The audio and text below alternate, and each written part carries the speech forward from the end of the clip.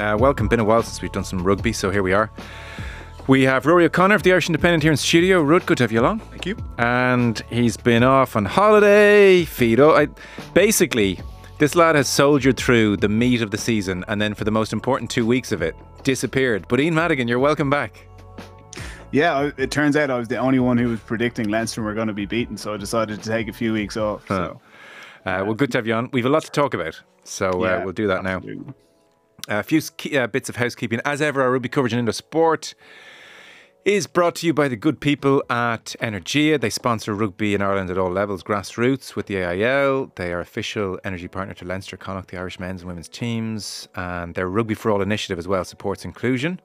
And to learn more about their rugby partnerships, you can find out about, as well, an exclusive home energy offer for rugby fans, energia.ie/rugby.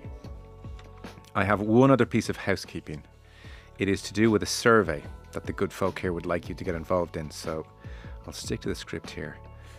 As regular listeners to the podcast will know, we're always keen to get your feedback and input on the episodes we do here on Indo Sport. Whoa! No, we're not. The last thing I want is your input. My ego is too brittle. On that note, the Irish Independent are running a survey at the moment across the entire podcast network. So it only takes a minute to complete, and your feedback will inform the Indo's approach around various podcasts. Plus, when you fill out the survey, you're in with a chance to win a €500 One4All Voucher. So the link to that survey can be found in the description to this episode. Yikes.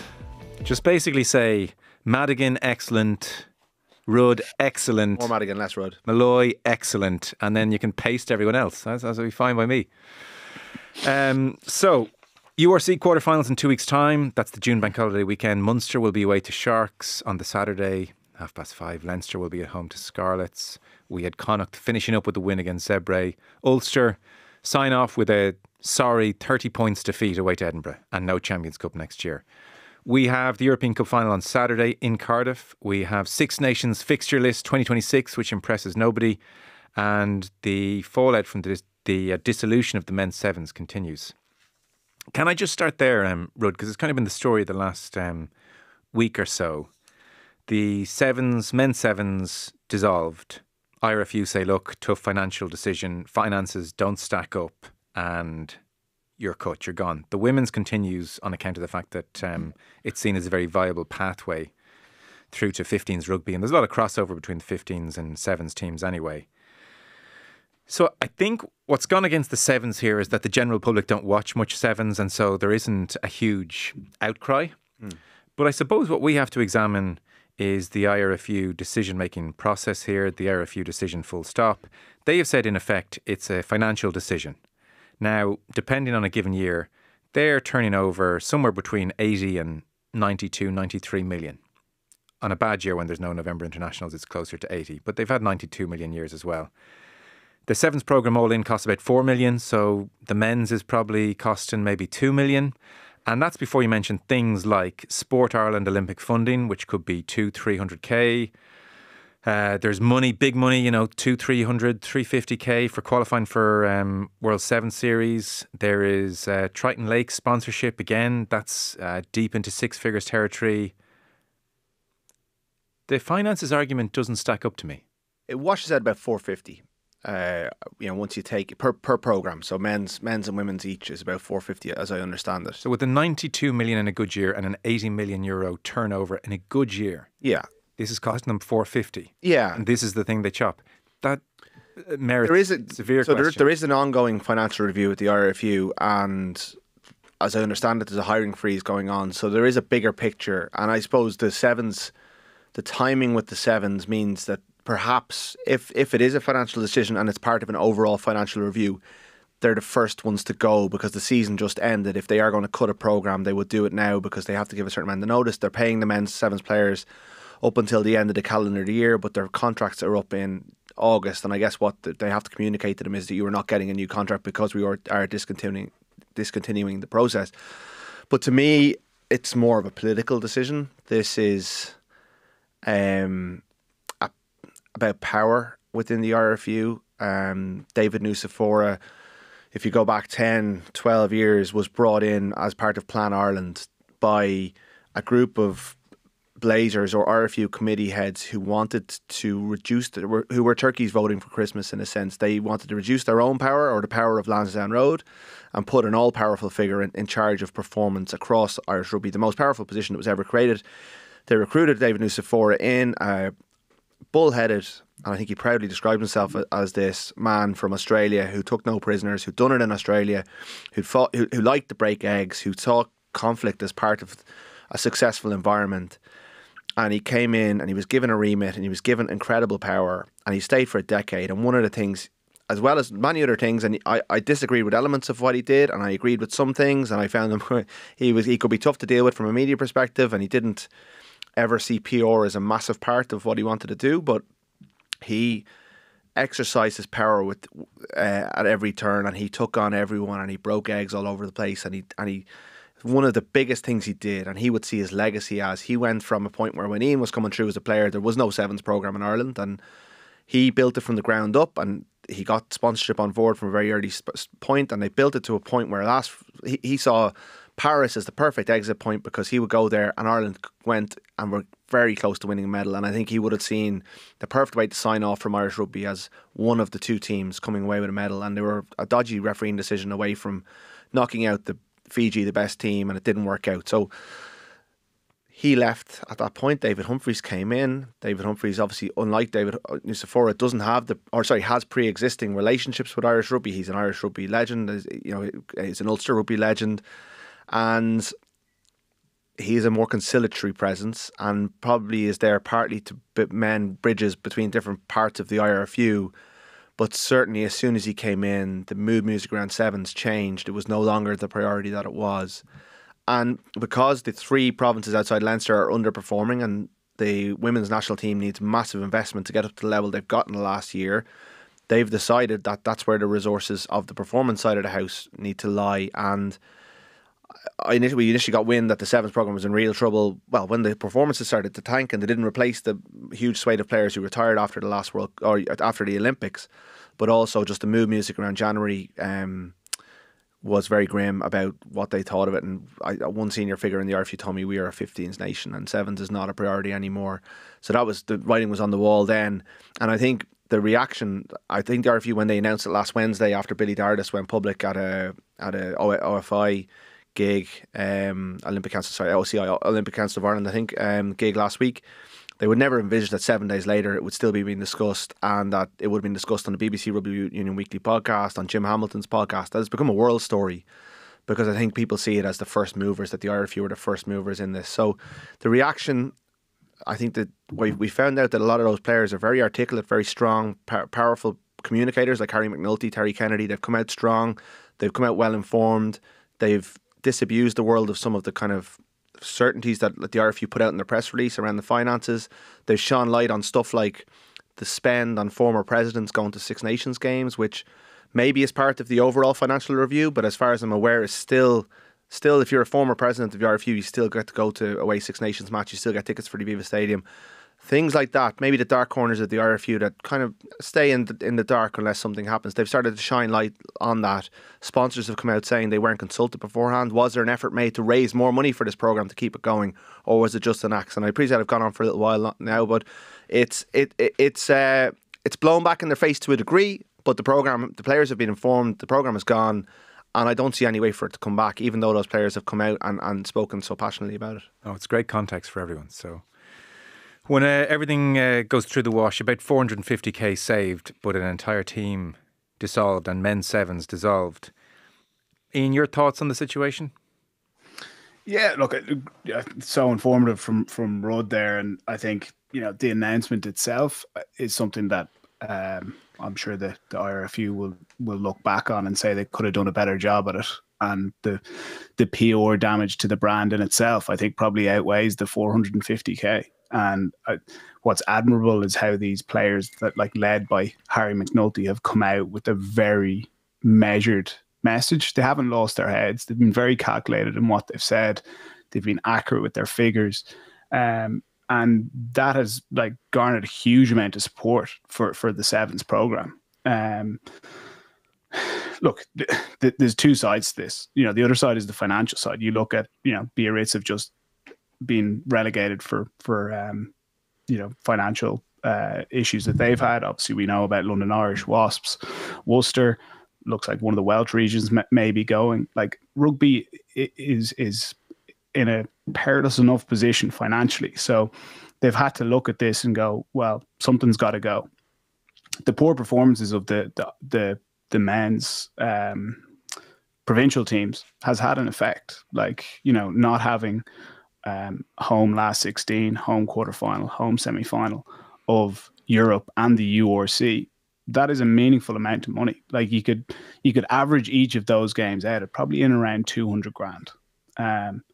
If Ulster had, their fair share of them, maybe 2 or 3 or 4 of them alongside Munster, that you're looking at an extra 1.5, 2 million. Could that be enough to have kept the sevens program going? I'm not saying that's the reason, but there's accumulative things here. The reality is with the sevens, it doesn't get media attention. It's not a product that is watched widely on the TV. That has a knock-on effect onto the viability of it continuing. But from where I'm sitting, the big point that I would make is, well, what effect is it having on the men's national team? And obviously, look, the women's is continuing, so we're not talking about that right now. The men's national team, where is the flaw that I see, and where are we exposed? We have a lack of speed, severe lack of speed.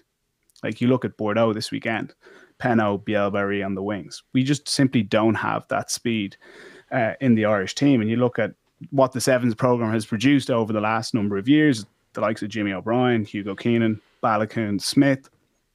What the sevens gives these guys is, and look, I'm not saying all of them needed it, but it's an opportunity to practice your pass on the run, your tackling, your communication. You can make mistakes on the sevens, and it's not the end of the world. If you get a chance in a big URC game and you make a few big mistakes as a winger or a fullback, we mightn't see you again for a long period of time.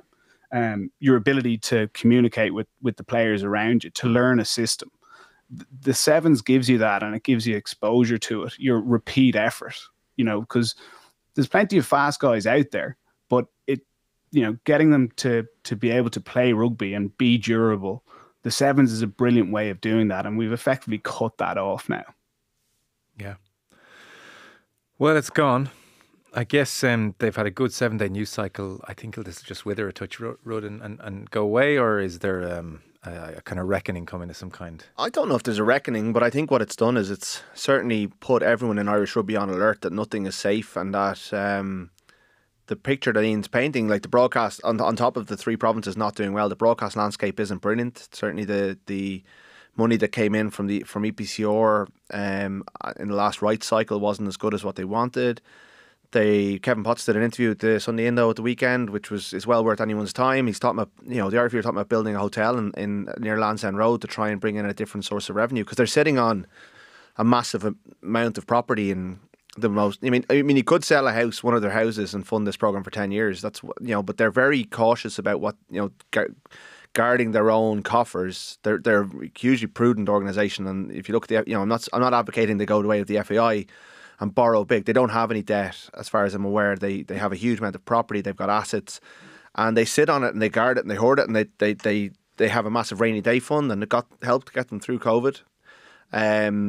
So they're talking about trying to make that property empire they have work for them by building a hotel and trying to raise revenue that way. Qatar and the Middle East are on the horizon in terms of the international game and games potentially being played over there. I mean, they'd be the last movers, really. I think they'd get a lot less flack than other sports have done because they've waited and waited and waited. But the Nations Championship is going to be in... So Qatar Airways is sponsoring the Lions this summer. I think they're playing for the Qatar Airways Cup, and the Nations Championship will be in Qatar in 2028. So the finals will be in London this time in 2026, and the new tournament starts next year. So they're looking at alternative revenue streams, because the game, we're in a bit of a crunch at the moment across the game, but also within Irish rugby. Yeah. I know the women's sevens players within the squad have a massive sense of unease about the future, even though the IRFU have explicitly said their future is secure. They worry about the direction that they're going to go in. If one's being wound down, what happens with the other? So I think it could be a canary in the coal mine in terms of, like, nothing is sacred. I don't think we're going to get back to where the people of Connacht will have to march on Lansdowne Road, but it's not a good moment financially for rugby in general. And for a while, it felt like Ireland were outside of that. But to keep the show on the road, it does seem like the IRFU feel like they need to cut. Yeah. Well, look, we'll reach out to David Nucifora. Well, actually, we'll reach out to both. We'll reach out to David Nucifora. I suspect he's not enthralled watching this happen after his decade. And we'll reach out to David Humphreys as well. The IRFU own the game. Like, rightly or wrongly, someone has to own the game. They're the guardians of the game. It's for all sizes. It's tag rugby. It's sevens. It's 15s. We are a 15s nation.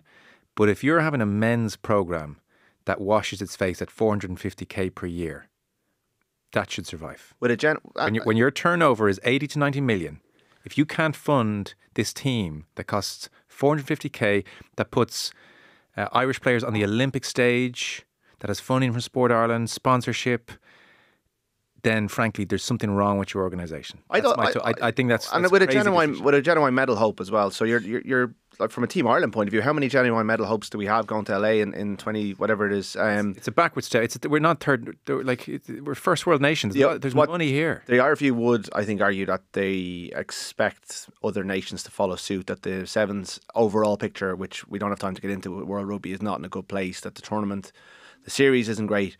I expected them to continue with a kind of get a couple of lads from the academy, a couple of the best club players, keep going in the Rugby Europe tournaments, keep the show on the road, and then in 2028 or whenever the qualification process, ramp it back up.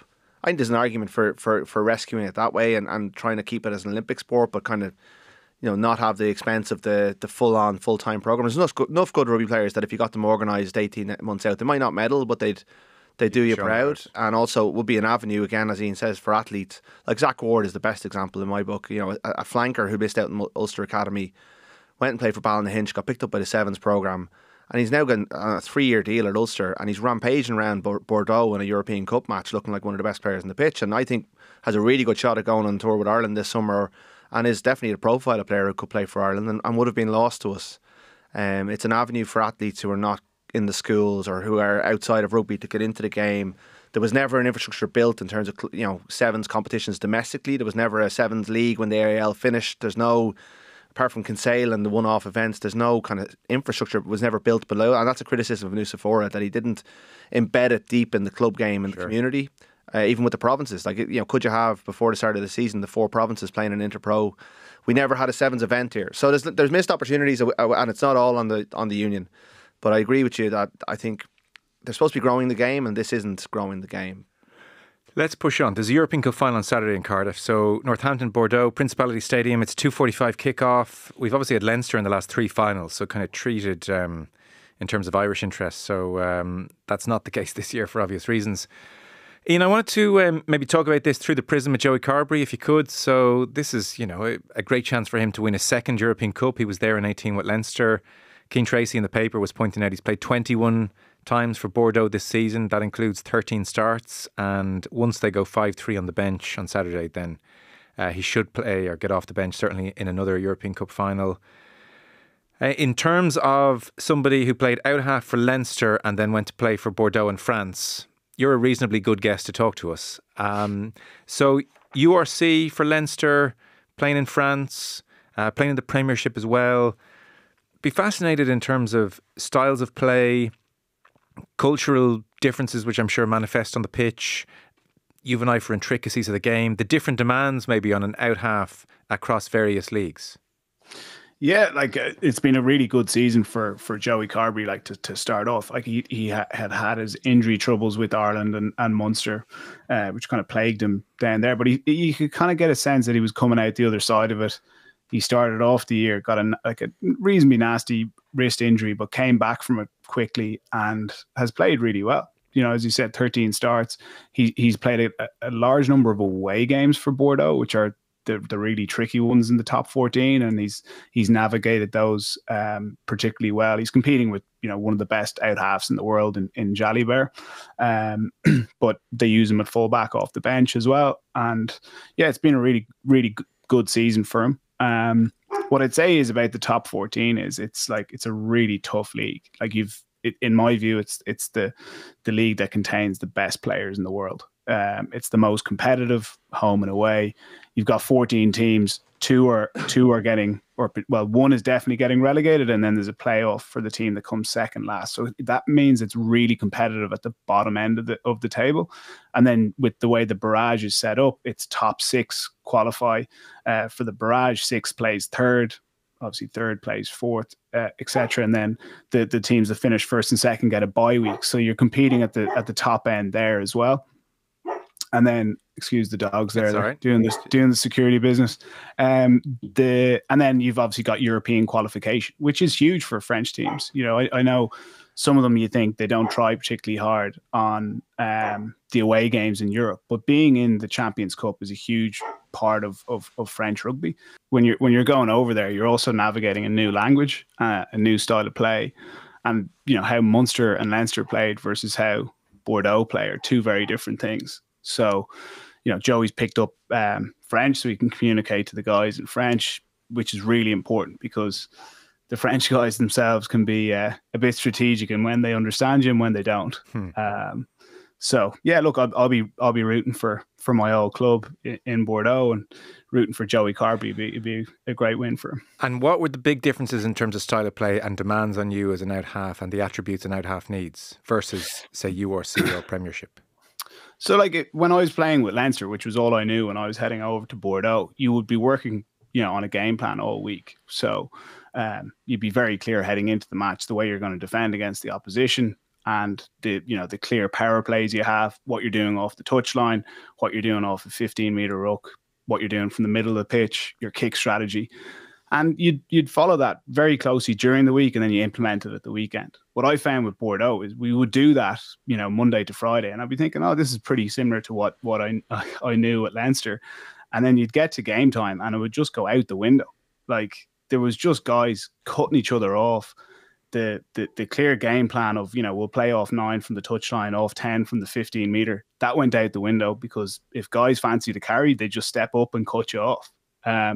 The kick strategy itself went out the window because guys, if they, you know, the French kind of jouet, if they think it's on, you know, don't tell them it's not.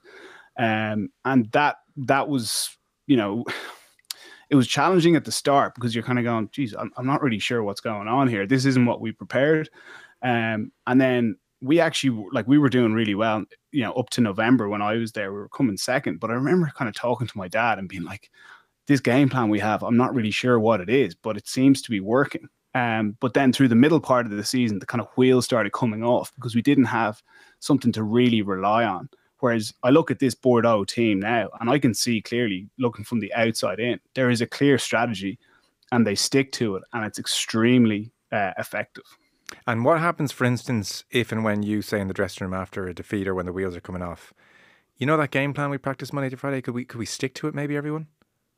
Yeah, and like there's a certain style of communication that I was accustomed to in Leinster that the likes of Brian O'Driscoll and Johnny Sexton and Sean O'Brien and Leo Cullen, how they communicate with other players. It's direct, okay? And if you've agreed to do something and you don't do it, you're gonna find out, you know, in no uncertain terms, right? If you speak to the French guys in that same way, you'll lose them. And like I got that wrong, you know, in the first few months that I was there. I remember unloading on a few guys and it didn't go down well. And the French they're not going to say that they're not happy with you directly to your face the way, you know, maybe an Irish person would. And you can thrash it out and get to the bottom of it.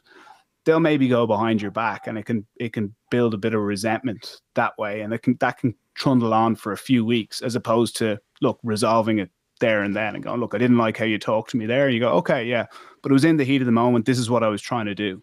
And that would have been, you know, I remember speaking to Joey before we headed over and just kind of giving him a heads up on that. But right, it's the kind of thing you got to figure out yourself as well. Yeah. I think Sexton discovered that as well. Racing. And were there different parts of your skill set under greater demand? Like the way you're talking there, I would think your catch pass has to be pretty sharp. Your ability to do things on the hoof has to be pretty sharp. Yeah, like what again with Leinster, like I had a very good idea of what was going on outside me. So I'm focusing on catching the ball. I know what's happening outside me, and then I'm looking to pull the trigger on what decision I'm making. What I found was midway through the season in in Bordeaux, my catch pass had actually slowed down because I was catching and then looking out and kind of going, "Ooh, what do I have outside me?" It was different on the last opportunity that was similar to this one. Which one am I going to pick? And just not having that kind of consistency kind of filled me with doubt. And then I went from carrying the ball effectively with Leinster in the sense that I would carry the ball when it was on. I've got a mismatch opposite me. There's a bit of space either side of him. I'd be thinking go time here. Whereas I ended up carrying the ball when I was playing with Bordeaux when it wasn't really on. I was unsure what was on outside me. I didn't want to ship on rubbish. And then you carry into these top 14 sides away from home. Smashed. You are getting smashed. And do you think, so you'd played for Bordeaux for 15 years in some parallel universe, do you think you would have acclimatized whereby you would have been so comfortable with knowing that there's uncertainty outside you that you would have been able to almost steal a glance over your shoulder, then back to where the ball's coming from, read things quicker and get sharper? Or would it always, that lack of organisation versus Leinster, would it always have just slowed down your catch pass and your decision making? Yeah, I think if I had my time again, and I think about this quite a bit, is like, what would I have done differently? And like, I would have narrowed down the options as opposed to having like 9 different options that the backs can run. I would have gone, right, we're just going with 4, right? And you would have had the guys cued that, look, if we're up against numbers, let's just go to these high percentage. We win the game line, we go again. When we get this picture, let's go with either option A or B as opposed to A, B, C, D, or E. And I would have just hammered them home in the training during the week and then implemented them at the weekend. And I think, like, from listening to Noel McNamara, that's what he's done. And he's done it really, really well. Like, he doesn't want to bombard the Bordeaux with too much information or too much of an intricate game plan. But what he's implemented there is really effective, and he's got them all to buy into it. Okay, and you're seeing the strategy. And one last one from me, Premiership rugby, how did that compare? Yeah, like, Premiership rugby is very different. It's much more structured. Okay, that's more in your Leinster school then. Yeah, it was more on the Leinster school. What I'd say is with the Premiership, what makes that league great is you've got 10 teams now, and they're all in and around, like, barring Newcastle. And look, there's 1 or 2 teams that won't quite be at the salary cap. I think Exeter and possibly Saints actually aren't right on the salary cap, but the other teams are. So it's a very fair playing field. Whereas you look at the URC and the top 14, the salaries that or the salary cap that teams are working towards, is the discrepancy from the top 4 teams to the bottom 4 teams is huge. And it's rare that the finishing positions of those teams is going to vary too much outside that. Whereas if you look at the Premiership from year to year, you will see a team that finished maybe 2nd last year is suddenly down in 8th this year. You don't really get that in the URC or the top 14. You can predict the top 6 teams with very good accuracy. And even like the Premiership table at this stage of the league, like, everyone's still competing for 2nd, 3rd, and 4th, and then there's the other teams that are still competing to get into Europe for next year. But yeah, the style is it's much more predictable as well. So that, look, when you're playing away from home in Welford Road, you know what you're coming up against. Teams are less emotional, so you won't get the inconsistencies that you get in the top 14, where you're playing at home and they send their 2nd team, and it's a bit easier. Yeah, it's interesting. And if you had to spend your whole career playing just one of the 3, if I had to, if I was looking for longevity, I'd stay in the URC, because you don't play as many games, you're on rotation. What about for fun?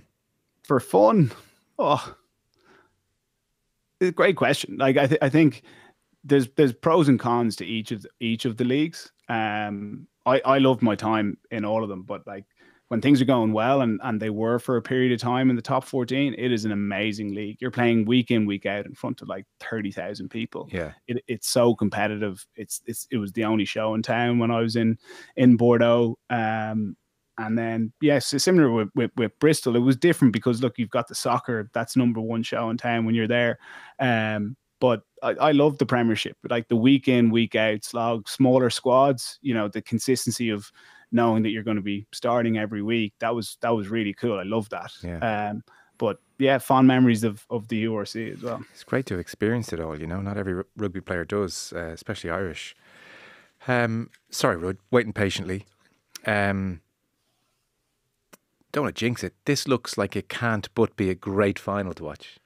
Yeah, like styles make fights, and you two very positive teams who go after the opposition, who score a large amount of points. There is potential, I think, for Bordeaux to blow Northampton out. Right. I don't think it's going to happen, but I think Bordeaux are the type of key team who can get a run on teams, and they have two of the best wingers in the world, and if they get the ball into their hands early on, they also have very experienced halfbacks who play with each other for a long time, and a pack that's probably been underestimated. I think we all, or many of us in the media over the course of the year, have fallen into the trap of thinking that Bordeaux's pack is not as good as, say, a Toulouse or a Toulon or even a La Rochelle at their peak. But I thought in the semi-final we saw that this pack, and I thought, watching them in the flesh against Ulster, who are not obviously on the level of Northampton or any of the teams that are left at this or in the latter stage of the tournament, when they wanted to be, they still had all the things you want in a French pack. They've Tao Mafuma, the largest tight head prop in the world probably. They've a nuggety French hooker. They've got a massive tractor second row. They've got Pete Samu, who's gone back to Australia to play for the Wallabies, probably will play against the Lions this year. Unbelievable player, like probably an unsung hero because he left the Australian system quite young, but a really important player for this Bordeaux team. So I think their pack has all the ingredients to get on top of a Northampton Saints pack that were brilliant against Leinster. I know. They're going to have to scale those heights again, and that's hard. They were phenomenal against Leinster, really. Yeah, phenomenal. But Leinster underperformed at such a massive degree. How many Northampton Saints forwards are gone on the lines? Just Henry Pollock. Now he's very good, but that pretty much the entire Leinster pack has gone on that line. So I don't Bordeaux need to perform, but if they do perform, I do think they are a better side. But I thought that about Leinster as well, and I fully expect Northampton to show up. I don't think it's going to happen, but I do think there's potential for, if one of the teams is going to get away, it could be Bordeaux. Fair. Ian, last word on it then. Who do you fancy, if anyone in particular? I actually think it's quite a hard one to call. Yeah. Like I'd agree with what Rod has said there, but focusing on, obviously Rod is focusing on the positives that Bordeaux offer. There's no team more dangerous on counter-attack. Their ability to move the ball to, as Rod said, the best wingers in the world is exceptional, and it's the strategy behind that. They're very smart in what breakdowns they target, and they've got poach threats across their team. And then when they do get it, they move it so swiftly that with the speed they have across that back line, it's devastating. But look, they haven't won anything. They have a deep scar from last year's top 14 final where Toulouse got on top of them. That game ran away from them significantly. Saints have won the final of the Premiership last year. They'll enjoy the underdog tag. They certainly did when they were playing Leinster. So yeah, look, it's one that could go either way. I think that the power that Bordeaux have in their pack is going to challenge Saints, and maybe Saints had their big day against Leinster in the semi-final. But what I'd say is that the most interesting one for me, kind of looking at it more with my Leinster hat on, is the strategy that these two teams have employed in getting to the final and even leading up to the final, with how they've approached the league games. So there's two teams there that are just consistently picking their best team week in, week out. Like Saints have nothing to play for in the Premiership. They're not going to make top four for the playoffs, and they're already guaranteed European qualification for next year. Yet they've decided to pick their first team against Saracens last weekend. Saracens are competing to make the top four of the Premiership. So you compare that to what Leinster are doing, rotating out for the Scarlets game leading into the Saints match, and maybe not being battle hardened, but also not wanting to get any injuries. Both, and then Bordeaux played their first team against Cast at the weekend. Now they did rotate them out kind of in around 50 minutes, but I think that both teams have favoured cohesion. The communication of players, being battle hardened, being in hard games and knowing what to do. And that's where I think Leinster were caught on the hop. They were caught in an arm wrestle, and Saints found a way to win the game. Great. Well, let's go there then. So that's the European Cup final on Saturday. So I wanted to ask you guys about it because I think we're a strange rugby supporting nation in some ways, that the second Irish interest goes, we're like, okay, done. So we'll see how that goes on Saturday. Leinster, since you've been with us, have lost to Northampton, as you've said, Ian, and then they laboured at the weekend against Glasgow, 13-5 win. Okay in defence, a lot of mistakes in possession. Jack Conan talked about their inconsistency in attack afterwards. So you've started the post-mortem there. It happened largely in your absence. We've all talked about Geordie Barrett not starting. We've looked at this much vaunted Jack Nienaber defence, completely undone, albeit some very poor individual mistakes within, which he could point to and say, well, that's them, that's not the system. But nonetheless, on its biggest day, the system was completely undone. And then you've talked there, that point about Leinster not being battle-hardened. It's not the first time you'd say they haven't been battle-hardened. I'm thinking of a URC semi-final not so long ago against Munster when they rested all their players. So this is probably the frustration Leinster fans have. They're watching an organisation that should be winning, finding ways to lose, and in some ways they're making similar mistakes year in, year out. Yeah, like just there's so much in that. I think, look, starting off, the team that was picked, I scanned the team when it was picked. And I go, oh, they haven't gone with Geordie Barrett. I still think we'll have enough to win, but I'd have picked him. And outside of that, I didn't think a whole lot. Like some people were saying Max Deegan. I thought Max actually played well in the game and deserved his opportunity. The game itself, like, look, Saints turned up. They had a clear plan. When you're playing against a really good side like Leinster, you've got to have a clear plan. They had that, and they were willing to go after it with, like, totally. So you have to score quickly when you're attacking against Leinster. Trying to go, 10, 15, 20 phases and tiring yourself out, that wasn't an option. They had a clear plan that Vesti implemented. And look, it worked. They made these strike plays, the one in particular where they go back down the short side and get that overlap, worked particularly well. The one where Finn Smith goes through, like they have it in their heads, run hard, aggressive lines, run at holes. The Pollock one where he goes inside Snyman was particularly disappointing for me. Pollock has been exceptional for the Saints this year, and in years gone past, you'd have had the likes, if he was coming up against Sean O'Brien would step up during the week and say, this guy, Henry Pollock, guys, he's bloody good. Let's call him out at every opportunity, get bodies in front of him. When we're in possession, have your eyes on him so we can get him out of the breakdown. And he would have made it personal. The line break that he makes against Snyman, like there's, I think 3 or 4 Leinster guys make a really poor decision at the breakdown. They decide to stay on the short side. It just lacked urgency for me. There wasn't this, it just didn't have this kind of feeling of this is the most important thing in the world, this action in front of me. They weren't, their minds were drifting elsewhere. They make a poor decision. And then I think it was, Josh and Robbie were further outside Snyman. You've got to look after your second rows in the defensive line, especially in around the middle of the field. Create less space either side of Snyman. And then, look, Pollock runs this amazing line. He's a fantastic athlete. He finishes it by rounding Prendergast.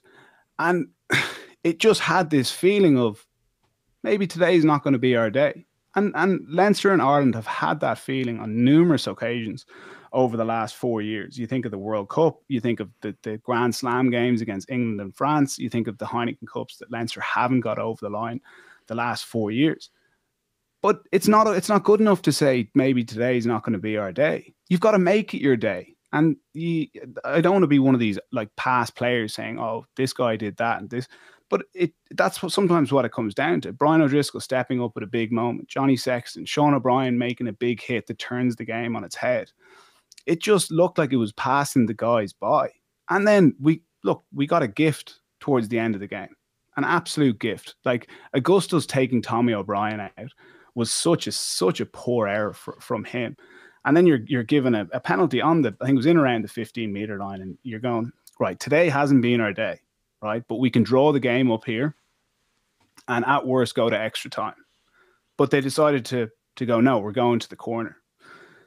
And for me, I said it at the time, and I don't want to be like one of these hindsight guys, But it hasn't been your day up to that point. Draw the game up.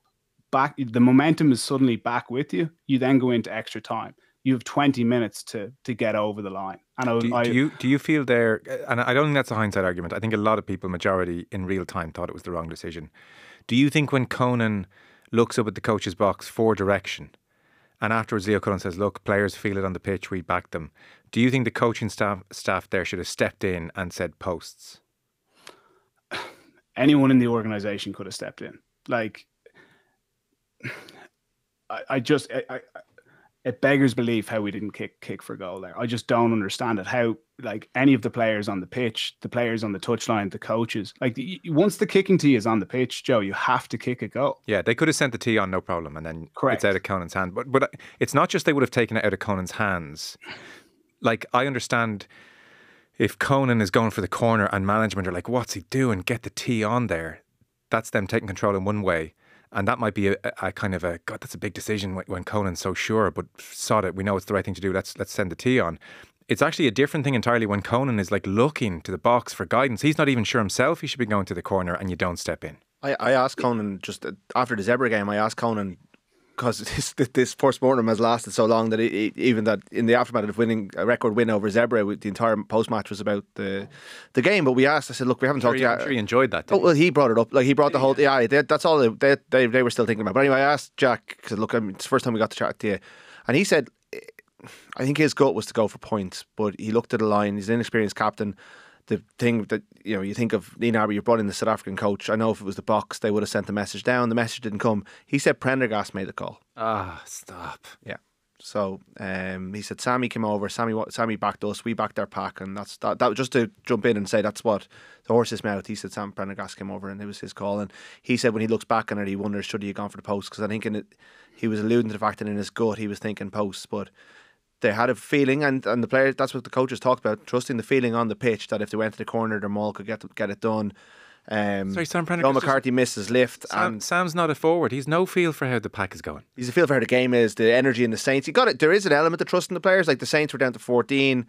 But like the other thing is that you got to back your drill, but your drill didn't work because John McCarthy missed his lift in the line out, and the line out maul wasn't set properly, and Saints drive them back. And anyway, Ian can continue his analysis, but I thought that was worth introducing. Oh, it is.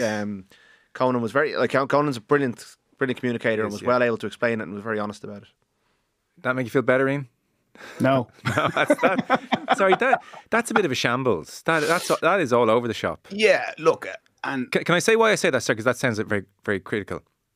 I remember speaking to Clive Woodward before, and he talked about the England 03 side. And Woodward talked about how you prepare a winning culture, a winning team. And so he brought the team to meet the Royal Marines. His father had been in the military. And a lot of those officers are 20, 21, 22. They are young men, but they make big decisions in the field. And obviously they don't have the life experience to make those kind of decisions. And so they sat with them, and he was very keen to understand, how do you, at your age, make these big decisions in the field? There are men's lives at risk and women's lives at risk. And it was very simple, and he took this idea and implemented it.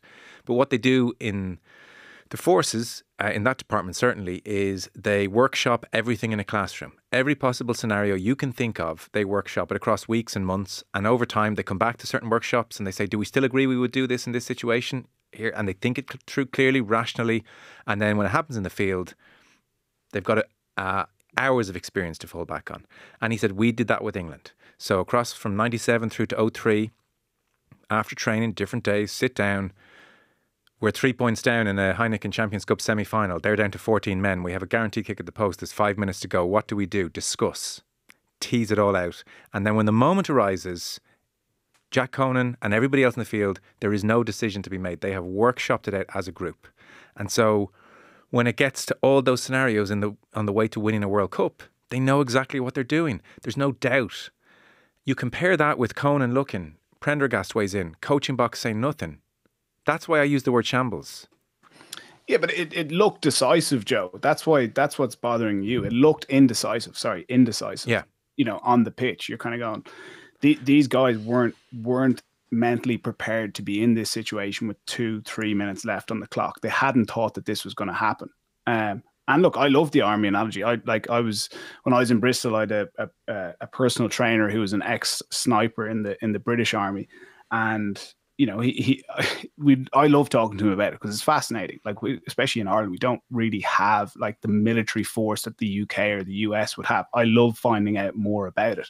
And a phrase he used with me was like, the best laid plans are great. And he goes, until the first shot is fired. And he goes, then you got to adapt. It's just adapting every single stage of it. And I fancied myself of maybe going okay in the army. And he laughed at me and he goes, Ian, you don't need to think. You just need to follow your nose and just do what you're told. Yeah. And it was fascinating having those conversations with Dan and then trying to implement parts of it into what we were doing, because you can have the best plans, but look, Saints had turned up, they put them into this position. You've got to make the right decision at that point. Yeah. And it also comes down to, Joe, like, look, as a goal kicker, you're going to get criticized. You miss a kick bang in front of the post from 30 meters out, you're going to get criticized because that's your job. But sorry, I didn't know. So many things striking me as you talk here. It's really interesting. First of all, and O'Gara has talked about this before, Sam Prendergast is not a disinterested party in this decision, because if they decide to kick for the posts, who does all the pressure suddenly go on? And O'Gara has talked himself about not wanting to take certain kicks which were right for the team, and Mick Galway or Paul O'Connell said, you're kicking it. So he's not a disinterested party, Prendergast. A lot of pressure, he'd missed 2. Maybe that flashes across his mind. Maybe it doesn't. I'm not in his head. But on the indecision point, if Jack Conan said, I'm here, I feel it, I know what we're doing, I'm 100% certain it's kick for the corner, then I understand Leo Cullen and Jack Nienaber saying, listen, Jack felt it. We have to back him when he feels it. My point is, Jack Conan didn't know what to do. He was deeply unsure, at which point coaches have to be coaches. Yeah, totally. And that's, I agree. And the same thing that Rog is referring to has happened to me, where there is no consultation. We're kicking a goal. It's your job to knock the ball between the posts. Do it. Ultimately, Jack has made the decision. Like, regardless of who has told him or given him advice on what he thinks he should do, he's made it. He's the captain. So I also think Geordie Barrett had a say in it. Geordie has an opportunity. He's right in the picture. I've gone through this. Yeah, he was there. He was talking. So can you pass all this? I'm sure you've thought about it a fair bit. Absolutely, yeah. I think I broaden it out. Who in the coaching box is making that decision? So you have a senior coach and you have a head coach. Yeah. I haven't personally. I mean, there's been a lot of, in fairness to Leo, he's done media 4 times since and he's answered an awful lot of questions. Right. That one is, but like that is, I think, my sense is that it is Leo, but Nienaber is the in-game strategist. So is there something falling between the two stools in that coaching box at that time? If you have 2 coaches, last season they went with 2 captains, that didn't work. As far as I remember, I'm almost certain they named Gary Ringrose and James Ryan as their vice captains this year. But Jack Conan got in there and captained the team when neither of them were available. And Ringrose was on the pitch when this decision was being made, but Jack Conan has ended up being the vice captain on the pitch. So that even that leadership hierarchy doesn't add up to me. You've got a very inexperienced 10 and you have a very inexperienced captain making the biggest decision of them all, because Caelan Doris got injured. Obviously that's a big factor in this as well. It's muddled. It looks muddled from the outside, and the explanations haven't really, I appreciate the honesty that we got, but it doesn't really smack of being particularly clarified. There wasn't a lot of clarity at all, and it's an intense, high pressure moment, and your season's on the line. It is a difficult thing to do, but that's why you're given that responsibility in that moment, and that's why when you look to the line, the message didn't get down quick enough, because were they having a meeting in the coach's box going, what do we do? Or were they, was the message sent out to Kieran Frawley, no, it's on them. And it got away from them. Yeah. And it's another year gone again, and they will have to, and like they work with it. Declan Darcy, the former Dublin and Leitrim footballer, is their performance coach / psychologist. They went off for a retreat in the week that the B team were in South Africa, down in Wicklow. The guy's name escapes me, but they did a 2-day kind of goal-setting mental preparation, which was a big factor, they said, in the performances when they nilled the 2 teams. So it's not like they're completely neglecting the mental side of the game. they're putting a lot into it, and they've gone and recruited the World Cup winning coach, and they've got a Wales forward coach, and they've got Tyler Blindall, a former 10 who's very highly regarded. A lot of the pieces are there, but for whatever reason, when it came to that big moment, they didn't add up to. Yeah, well, that's what's so, I think, interesting is they're not just doing the same thing year in, year out. I mean, they've completely ripped up the DNA of the club and brought in Nina Bar, and they are doing different things. So it's not the definition of insanity, and yet the result is so eerily similar when they're under pressure. Because I take your point about Harlequins and Glasgow, but mentally they weren't tested in those games. You can put a bit of a bow on the overarching point, because it's a bit more than the kick at the end, of course. But like some of the things you said there around the Pollock try, where it went through the gap between Sneeman and Porter, like no urgency, their minds drifting, not focused on the play at hand, the game passing them by, no one stepping up. That's kind of a shocking indictment when it's the game of the season. Yeah, and I think when you're analysing these games, sometimes you can look for like, what was the reason why we lost? It's never going to be one glaringly obvious point, but there is lots of 1%ers throughout the game. And that's the way I was looking at it. Like the urgency around that try that we spoke about, getting more support around Snyman in that defensive opportunity. I thought their urgency in the kick chase, I didn't think it was there. Like I was going through with a fine tooth comb. I didn't think that they were communicating with each other with the urgency that the I suppose the occasion deserved versus how Saints were. And then there's also like the momentum of a game. When you get penalty advantage and you have a 4-on-2 or a 5-on-3, and you're most likely going to score, and you don't, but you go back and you think, oh, we've got penalty advantage, we'll score off the penalty. And Leinster actually did. They typically did, but it was giving belief to the Saints. Well, we can keep these guys out. When you get the opportunity to score quickly. Leinster do that particularly well. The other big area of the game, if you go through the whole season for Leinster, the time period of 35 minutes on the game clock to 45 minutes on the game clock, Leinster absolutely dominate teams. On average, they're winning that time period about 14 points to 0. Saints won that period, and it rattled that Leinster in a big way, because that's usually when other teams are getting a bit tired. Leinster turned the screw before halftime, and they come out of the traps really quickly post halftime. When maybe teams are trying to implement different parts of the game plan, it's a good time to catch them. Leinster dominated that area. They had a big opportunity before halftime that they didn't score from that would have got them back into it. It deflates you going in at halftime. Maybe you're in your own head for the first few minutes. You're not necessarily listening to the players or the coaches around you. You then come out, they were slow to start the second half. And then, look, they get themselves back into it. They get the best player or the best centre in the world in Geordie Barrett onto the pitch. But the way the game unfolded, he didn't have any involvements until kind of the last 15 minutes of the game. That's how it can go for you in the centre. It's different when you're coming on as a halfback. You're going to be straight into the guts of it. So you've ended up having your kind of star guy not being able to have the influence on the game that he should have had as well. Yeah, okay. A final thought before clock really comes against us. How important do you think it is that they win the URC? Oh, very. Do you? Yeah, I think they need to win something. I think, like, if you look back to the history of Leinster, winning the Pro Magners League, that's what it was, in 2008, was such a big stepping stone.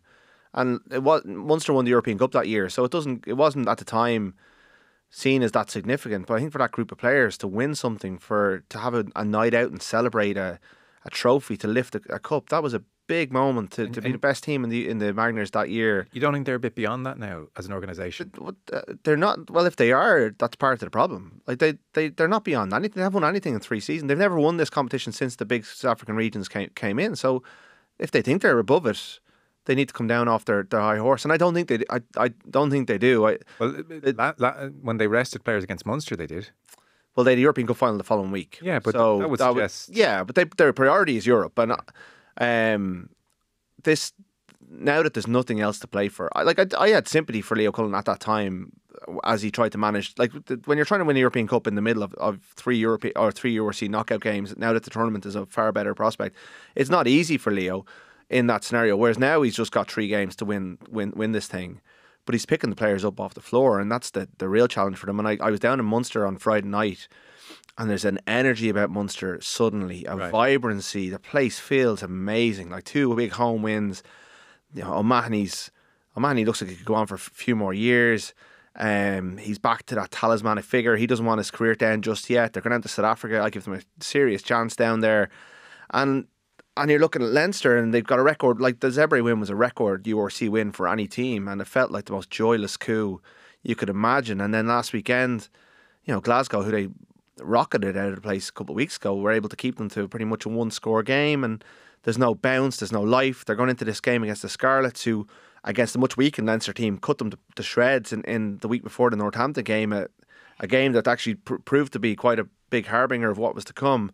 I don't think the Scarlets will beat them, but I have no confidence in Leinster now in these URC knockouts, because I think they're the best team in this tournament, but there's a danger they're broken by the experience of Europe and the fact that we're still talking about it 3 weeks later. I hope they've drawn a line at some stage under this. I know the Lions went off and had their night, you know, got their gear. Even just that change of picture, change of scenery, a night with Andy Farrell might have helped. The rest of the squad went for a few pints on Sunday, I think. No harm. They need just something, a break from the constant misery, and they need to draw a line under it and right, just even for themselves, to stand there and lift the trophy.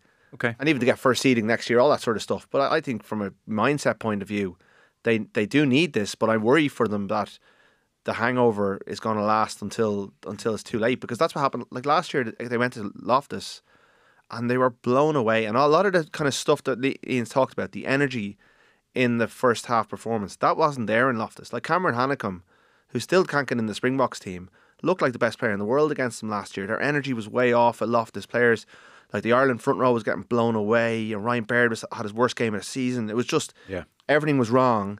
And it looked a little bit like that against Northampton. If they're off again in these knockouts, I don't think the teams are as good as Northampton, but they could get punished. Yeah. Now, for the record, we're still just talking about it 3 weeks later because Ian Madigan went on holidays. But I take your point. But it's still, I was in the gym yesterday, and I'm a Leinster fan. I had a lengthy conversation with a Leinster fan. Like the fandom, people will listen. Are still engaged with it. It's the afterglow. The rugby season has not been able to wash this away. No, it hasn't. Very final word. We got to go in. The importance of winning the URC, and are Leinster able to resurrect themselves? Do you suspect? I think it's really important that they win the URC, but it doesn't. It wouldn't result in resurrection, is what I would say. Until they win Europe and get on top in these kind of arm wrestle games, you got to be critical of the individuals as well. It's easy to point the finger at Leo Cullen and say, look, we haven't had the trophies here. But if you look at the players in that Leinster squad and their kind of bottom line or average performances, and then you're looking at, well, how are they performing in the big games, the likes of England last year, France this year, the European finals, where not necessarily bad performances, but we haven't found a way to win. But what was different with those previous European performances was there was actually good performances, individual ones within it. There wasn't in this Saints game, and that's where this group of players, they haven't won enough. And they need to look at themselves and go, right, next time I'm in a knockout game, I need to have my best ever performance, as opposed to just being a system player and sticking to the game plan. Knockout rugby requires more than that, and these guys have got to figure it out. Okay, very interesting. Great to have you back on board. There's obviously Munster with Sharks URC quarterfinal and Leinster at home to Scarlets quarterfinal Saturday week. So we'll talk plenty of Munster next week, but we did want to get Ian's thoughts on how things finished up in Europe for Leinster. We were meant to talk Lions as well, but there's plenty of time for that. Rory O'Connor, the Irish Independent. Cheers, Rud. Cheers, appreciate it. Ian Madigan, great to have you back on. Thanks so much. Yeah, great to be back on. Cheers. Joe. Thanks, bye-bye. Rud. See you, everyone.